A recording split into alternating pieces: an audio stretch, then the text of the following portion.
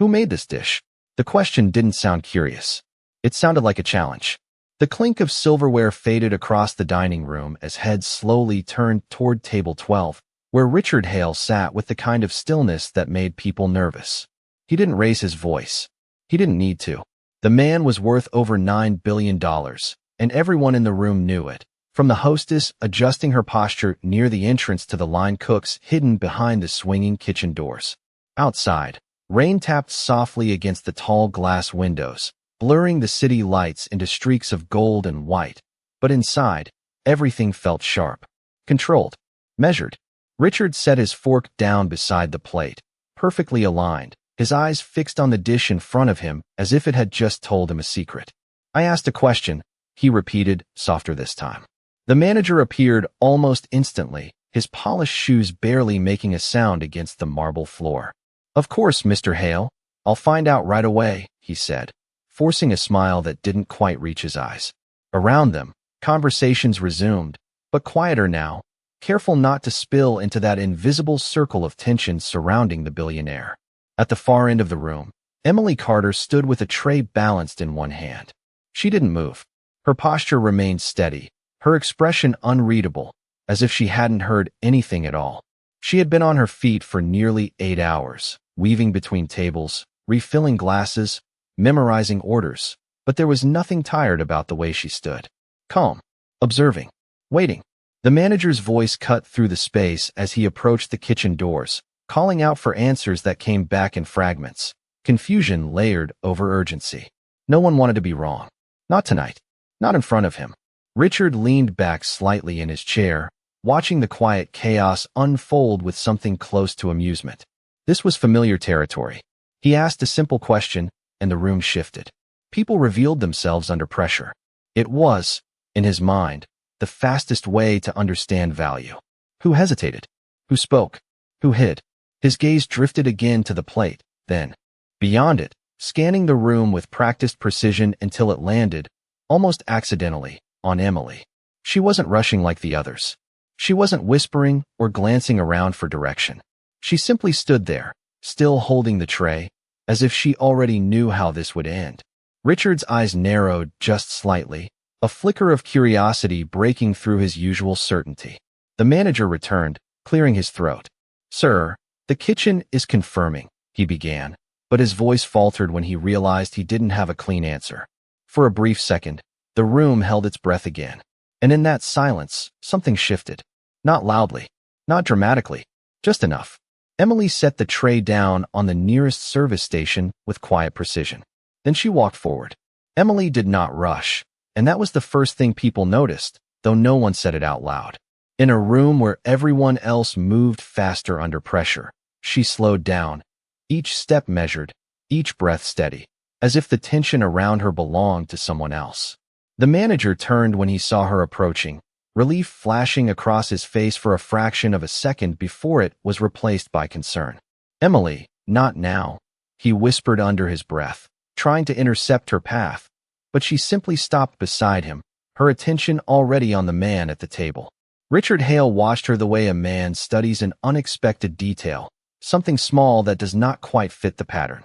Her uniform was simple, black and white. Nothing remarkable, yet she carried herself with a kind of quiet precision that felt deliberate. Not rehearsed, not forced, just there. "Sir," the manager began again, louder this time. "We are still confirming with the kitchen," but Emily spoke before he could finish. "Would you like me to explain the dish?" she asked, her voice calm, almost soft, but clear enough to reach the entire table. It was not an apology. It was not defensive. It was an offer. Richard's gaze shifted fully to her now, curiosity sharpening into focus. "You can explain it?" he asked, leaning forward slightly, elbows resting on the table as if the conversation had finally become worth his time. A faint smile touched his lips, but it carried an edge. "Let me guess," he continued, tilting his head. "You carried it from the kitchen and decided to memorize a few details along the way." A few people nearby glanced over again, sensing the shift, the subtle test hidden inside his words. It was familiar territory for him. He set the frame, and others stepped into it. Emily did not react the way most would. She did not look down. She did not rush to correct him. For a brief second, she simply stood there, her hands resting lightly at her sides, her expression unchanged. Then she nodded once, as if acknowledging the assumption without accepting it. The sauce is reduced over low heat for exactly 45 minutes, she said, her tone even, almost conversational. It starts with a white wine base, but the acidity is softened with a touch of honey, not sugar. Sugar would make it too sharp. Richard's smile faded, just slightly. Not gone. Just interrupted. Emily continued, her eyes briefly lowering to the plate before returning to his. The herbs are added in 2 stages, she said. Half at the beginning, half at the end. That is why the aroma feels layered instead of flat. And the protein was seared at a higher temperature than usual. You can see the edge. It gives you the texture without drying the center. The manager stared at her, speechless now, the words he had prepared dissolving into nothing. Around them, the quiet hum of the restaurant shifted again, softer this time, less about tension and more about something else. Attention. Real attention. Richard did not interrupt. That was new. He sat there, listening, his expression unreadable, but his posture had changed, the casual confidence replaced by something more focused.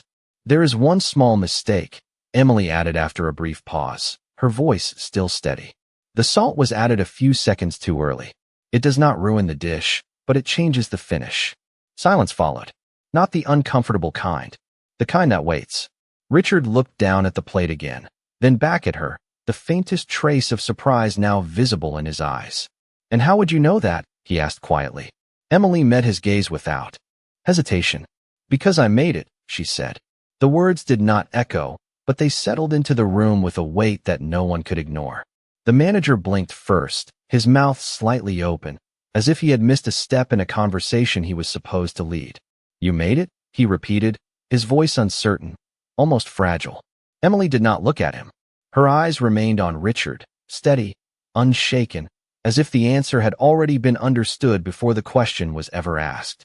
Richard leaned back slowly, the leather chair beneath him barely making a sound, his fingers resting against the edge of the table as he studied her again. But this time the calculation had changed. It was no longer about catching a mistake. It was about finding one. You are telling me, he said, each word measured, that a waitress prepared a dish that my private chef could not replicate last month. A few heads turned more openly now, curiosity outweighing caution, drawn in by the quiet shift in tone. Emily tilted her head slightly, not in defiance, but in acknowledgement. I am telling you that titles do not change how something is made, she replied. There was no sharpness in her voice, no attempt to win. Just a statement. Simple. Clean. Richard's eyes narrowed again, but this time it was not skepticism. It was interest. Real interest. He picked up his fork once more, cutting into the dish with slower precision, as if the movement itself required more attention than before. He tasted it again, more carefully now, his expression still controlled, but something behind it had shifted, something quieter, less certain. Around them, the staff had stopped pretending not to watch. Even the kitchen door remained slightly open, a line cook visible just beyond it, frozen in place with a towel in his hand. No one moved. No one spoke. Richard set the fork down again, but not as neatly as before. A fraction off. Almost unnoticeable, but enough. If you made it, he said, his voice lower now, then you know why it works. It was not a challenge this time. It was an invitation. Emily nodded once. Because it does not try too hard, she said. It lets each part do its job. Nothing is there to impress. It is there to balance. Richard watched her closely, the words landing in a way he did not expect. He had spent years building things that impressed. Deals. Numbers. Rooms like this one. And yet, standing in front of him was someone who spoke about restraint as if it were the greater skill. He exhaled quietly, almost a laugh, but without sound. And you are serving tables, he said, not as an insult, but as a question he could not quite solve. Emily finally glanced away, just briefly, toward the rows of guests, the polished glasses, the soft glow of overhead lights reflecting against the marble floor. For now, she answered. It was not defensive. It was not hopeful. It was simply true. Richard held her gaze again, longer this time, searching for something he could define, something he could categorize the way he did with everything else in his world. But there was nothing obvious to hold on to. No performance. No need. Just quiet certainty. And for the first time that evening, he did not have the next question ready. The silence did not break all at once. It thinned, slowly, like fog lifting from a street at dawn, revealing faces that were no longer indifferent. The manager shifted beside Emily, unsure whether to step in or step back, his authority dissolving into something smaller, less certain. He cleared his throat, but no words followed. Richard noticed. He noticed everything. He also noticed that no one was correcting her. No chef rushing out. No protest from the kitchen. Just that open door and the stillness behind it. "How long?" he asked, his voice quieter now. Almost conversational, but there was weight beneath it. "How long have you been doing this?" Emily did not answer immediately. She let the question settle, the way she had let every other moment breathe before responding. "Long enough," she said. It was not evasive. It was complete. Richard leaned forward again, elbows resting lightly on the table, his fingers interlaced this time, his posture no longer relaxed but engaged. "That is not an answer," he said, but there was no edge in it. "Not anymore." Emily's gaze did not shift. "It is the only one that matters here," she replied. A faint sound came from one of the nearby tables, a glass being set down just a little too hard, a reminder that others were still present, still watching, still listening. The room had changed. It was no longer his stage. It belonged to the moment. Richard glanced around briefly, taking it in, then returned his focus to her. "Do you know who I am?" he asked. It was a question he rarely needed to ask, and when he did, it usually came with a different tone. This time, it felt almost careful. Emily nodded once. "Yes." Nothing more. No recognition in her voice. No shift in posture. Just acknowledgement. Richard studied her face, searching again for something he understood. Respect. Intimidation. Expectation. He found none of it. Instead, there was that same quiet steadiness, the kind that did not ask for anything. "Most people would have mentioned that by now," he said. Emily allowed the smallest pause, then replied, "Most people would have tried to impress you by now."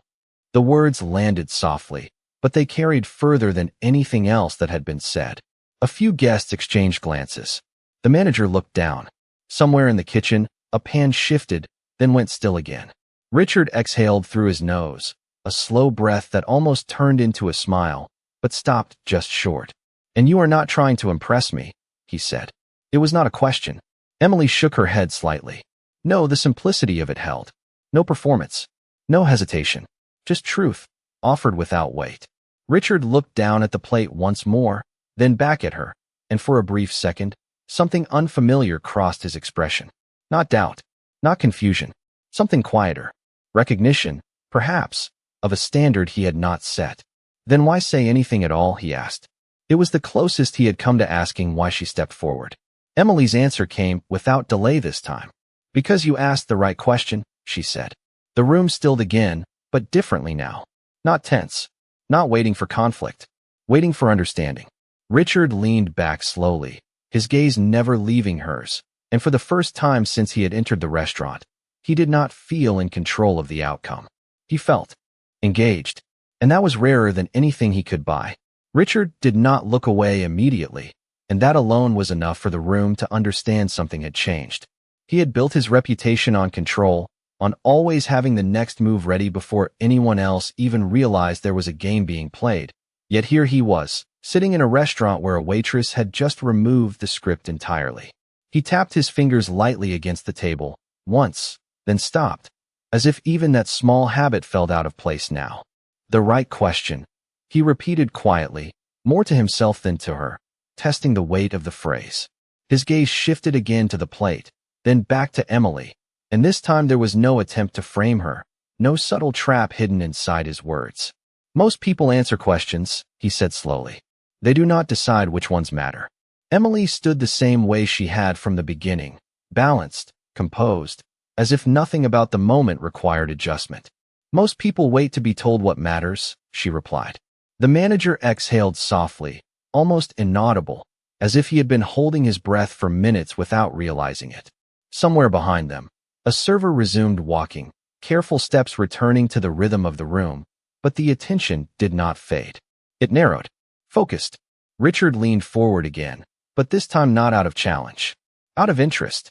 You are not supposed to be here, he said, his tone more certain now, but not accusatory. Observational. Emily's expression did not change. I am exactly where I chose to be, she answered. It was the first time her words carried something deeper than explanation. Not pride. Not defense. Choice. Richard caught it immediately. That single word, unspoken but clear, shifted something in his understanding. People in his world did not stay in places like this by choice. They stayed because they had to. Because they were working towards something else. Because they were waiting. But she did not feel like someone waiting. He studied her again, more carefully now, noticing details he had ignored before. The way she stood without fidgeting. The way she did not fill silence with unnecessary movement. The way her attention never scattered, even with dozens of eyes on her. It was not confidence in the usual sense. It was discipline. What happens? He asked after a moment, his voice lower, steadier. If I had never asked. It was not a test. It was a genuine question now. Emily considered it, just briefly, her gaze softening for the first time, not toward him, but toward the idea itself. Then nothing would change, she said. The dish would still be the same. You just would not know why. The simplicity of it settled deeper than anything else she had said. Richard leaned back slowly, his shoulders relaxing in a way that had nothing to do with comfort and everything to do with realization. He had spent years believing that knowing was control, that understanding something gave him ownership over it. But this was different. The value existed whether he recognized it or not. And for the first time in a long time, that realization did not frustrate him. It humbled him. He looked at her again, not as a problem to solve, but as something to understand without needing to define. Emily, he said, using her name for the first time, the sound of it deliberate, grounded. If I asked you a different question, would you answer it? The room quieted again, not out of tension, but anticipation. Emily met his gaze, steady as before, but there was a subtle shift now, something almost like curiosity returning the same energy he had finally offered. That depends, she said. Richard raised an eyebrow slightly, waiting. Emily's voice remained calm, but the words carried a quiet edge. On whether it is the right one. Richard did not respond right away, and that silence was different from the ones before. It was not about control or calculation anymore. It was about choosing carefully. For a man who had built his life on speed, on instant decisions that moved markets and shifted entire industries, the pause itself was a shift. He looked down at his hands, then back at Emily, as if recalibrating something internal that no one else could see. Then I will try again, he said finally, his voice steady, but softer than it had been all evening. A quiet acknowledgement, not of defeat, but of adjustment. Around them, the rhythm of the restaurant slowly returned, but it felt distant now, like background noise behind a conversation that had become its own world. The manager stepped back, almost instinctively, removing himself from the space, as if understanding that whatever was happening here no longer required his involvement. Richard rested his hand lightly on the table, his posture no longer defensive, no longer performative. Why did you choose this place? He asked. No edge, no hidden meaning, just a question. Emily watched him for a brief moment, as if measuring the intent behind it, then nodded slightly, accepting it. Because it is quiet, she said. Richard glanced around, a faint, almost amused breath leaving him. This is not what most people would call quiet, he replied.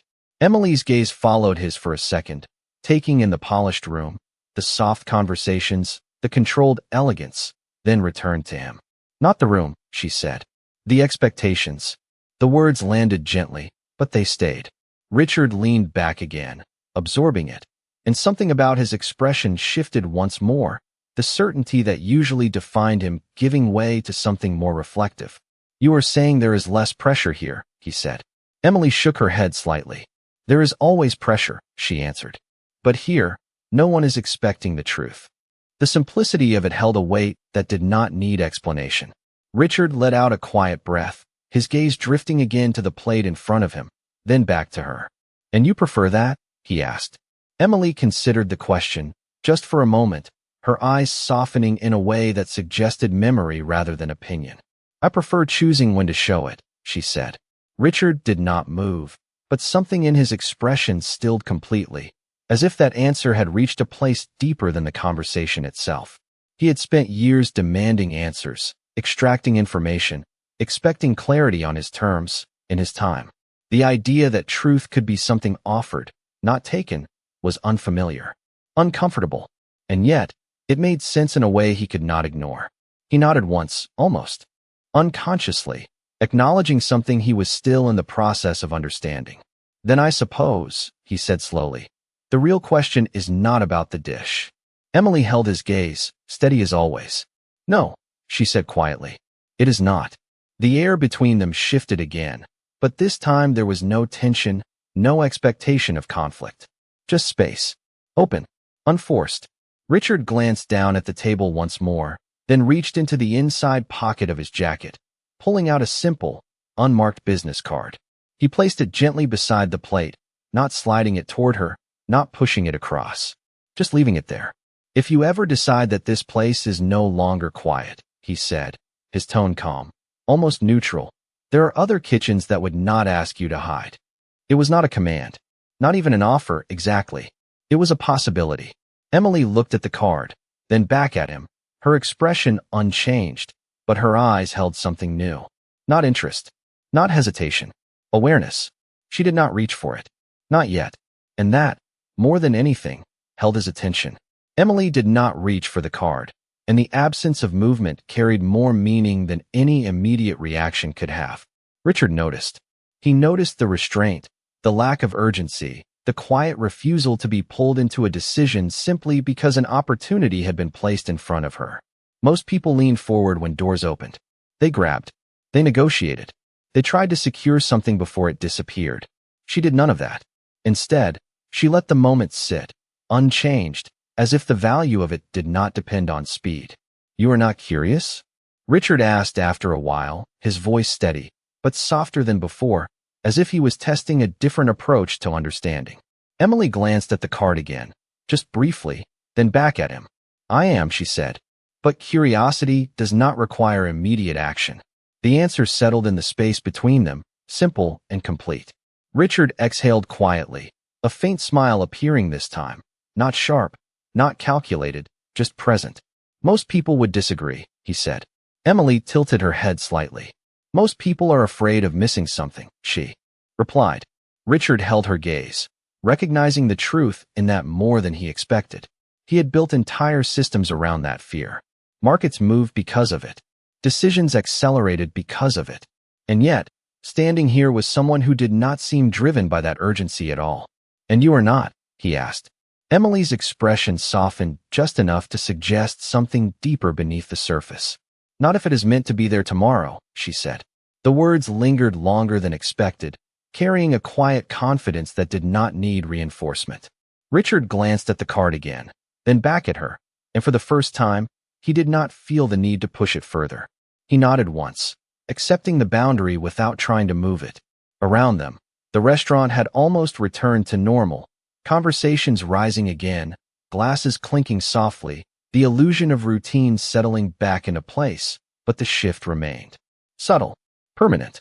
Richard reached for his glass of water, taking a small sip, then setting it down with the same measured care he had used earlier, though now the movement felt less like control and more like awareness. Tell me something, he said after a moment, his tone conversational, but focused. If you are not waiting, and you are not rushing, then what are you doing? It was not a challenge. It was a genuine attempt to understand a rhythm different from his own.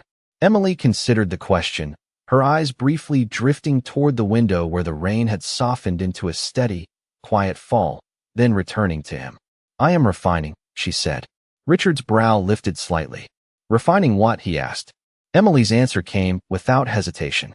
The standard, she said. There was no emphasis in her voice, no need to highlight the words. They stood on their own. Richard leaned back slowly, the faint smile returning, but this time it carried something new. Respect. Not the kind that was given out of obligation or expectation, but the kind that formed when something real was recognized. He looked at her for a long moment, then nodded again, more deliberately this time. That is a rare answer, he said. Emily gave a small, almost imperceptible nod in return. So is the right question, she replied. The exchange settled into silence again, but it was no longer uncertain. It was complete. And for the first time that evening, Richard did not feel the need to fill it.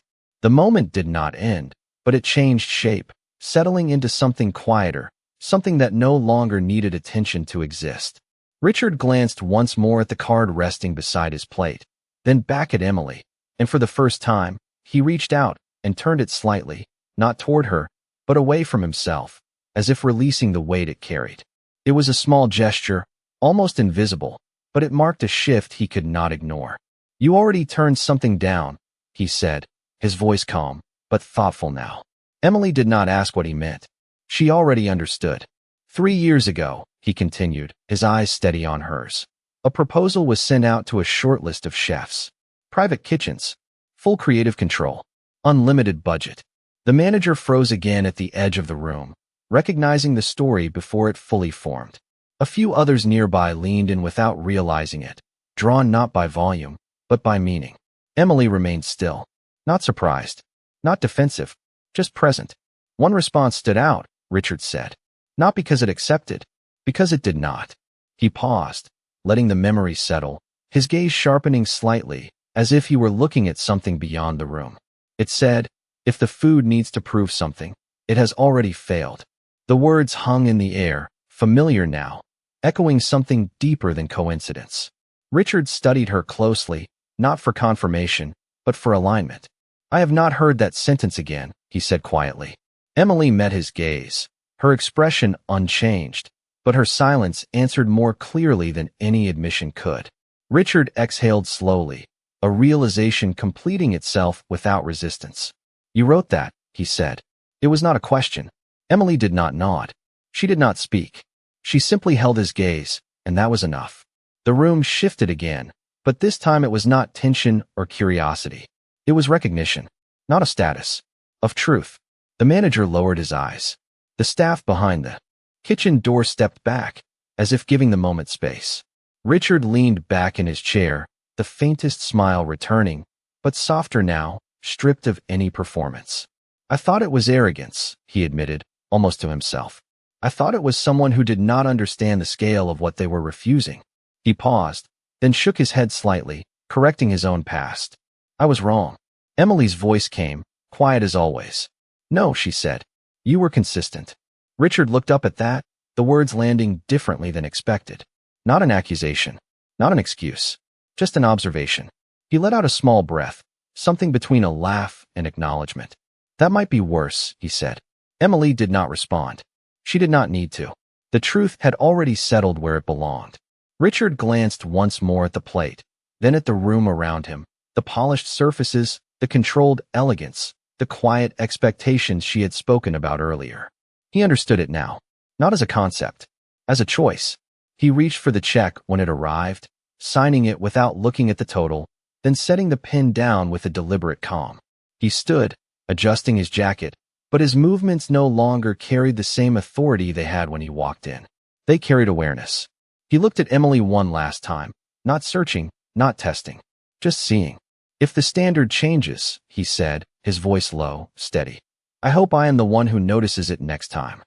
Emily gave a small nod, nothing more. No promise, no refusal, just acknowledgement. Richard turned and walked toward the exit, the room parting naturally around him, but something about it felt different now. Not because he had changed the room, but because the room had changed him. And behind him, Emily picked up the tray again, as if nothing had happened at all. The door closed behind Richard without a sound, but the space he left behind did not return to what it was before. Something lingered. Not tension, not curiosity, something quieter. Something that settled into the room like a new standard no one had agreed to, yet everyone could feel. Emily did not watch him leave. She had already turned back toward the rhythm of the restaurant, lifting her tray with the same steady motion, stepping between tables with the same measured pace, as if nothing had changed. And yet, everything had. The manager approached her slowly, his usual confidence replaced by something more careful, more aware. He stopped a few feet away, as if unsure whether to speak. "Emily," he began, then paused, searching for the right tone, the right words, and finding none that fit. She glanced at him briefly, then back to the table she was clearing, her movements precise, unhurried. "Yes," she said. No edge, no expectation, Just presence. The manager exhaled softly, then nodded once, almost to himself. Nothing, he said finally. Just carry on. Emily gave a small nod, already doing exactly that. Around them, the staff moved differently now. Subtle, not dramatic, but noticeable. A line cook stood a little straighter behind the kitchen door. A server adjusted her posture before approaching a table. Even the hostess at the entrance greeted the next guest with a touch more intention. No one mentioned what had happened. They did not need to. It had already done its work. At table 12, the plate remained, nearly finished, the edges of the dish no longer the center of attention, but a reminder. Emily passed by once more, pausing just long enough to clear it, her fingers steady as she lifted it from the table, the final trace of the moment disappearing into the quiet efficiency of her routine. As she turned toward the kitchen, her gaze briefly caught the small, unmarked card still resting beside where the plate had been. She stopped, not abruptly, just enough. For a second, she looked at it, her expression unchanged, but her eyes held that same quiet awareness as before. Then, without hesitation, she picked it up. Not quickly, not carefully, simply, as if it were just another object being moved to its proper place. She did not read it. She did not turn it over. She slipped it into the pocket of her apron, the motion seamless, almost invisible, and continued walking. Inside the kitchen, the noise resumed, controlled but alive, pans shifting, voices low but focused, the rhythm of creation continuing. Without interruption, Emily placed the plate down, rinsed her hands, and reached for the next order ticket, her attention already moving forward. Not away from what had happened, but beyond it. Because for her, the moment was never the point. The standard was. And standards did not announce themselves. They revealed themselves. Quietly. Consistently. Without asking for recognition. Back in the dining room, the rain had stopped. The city lights shone